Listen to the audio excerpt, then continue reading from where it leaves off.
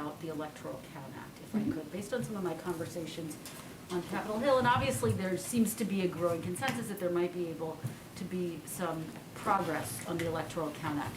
Someone said to me that it could potentially be a vehicle to get pre-clearance passed.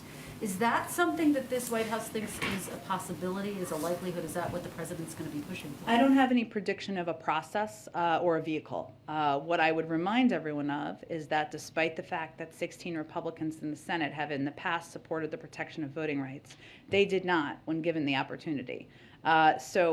Again, I would note that the Electoral Count Act is something we are certainly open to, but it is not a replacement for. And there are many components of the voting rights legislation that are vital to protecting people's rights in this country, including the fact that we know that voter suppression largely impacts communities of color across the country. And one of the components of the voting rights legislation the president's been fighting for is requiring states that have a history of voter suppression to get approval to change their laws. It also, these voting rights legislation that we've been fighting so hard for, would also ensure that there's a fundamental baseline of what people can know and expect. If you're a mother of 3, you should be able to have many places you can drop off your ballot or vote. This is not a replacement for that. In terms of a vehicle or what's possible, I don't have anything on that to read out for you. Just very quickly, it seems like there are going to be some discussions during break between lawmakers, bipartisan lawmakers, about the Electoral Count Act and where they can find consensus on this.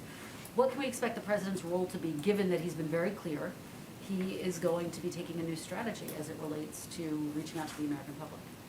Well, the president can walk and chew gum at the same time. I think what people can expect is that he's going to spend more of his time engaging with, talking with the American people and talking about how far we've come and where we need to go from here. He also has a very talented and experienced team that's already engaged in a range of conversations with Congress.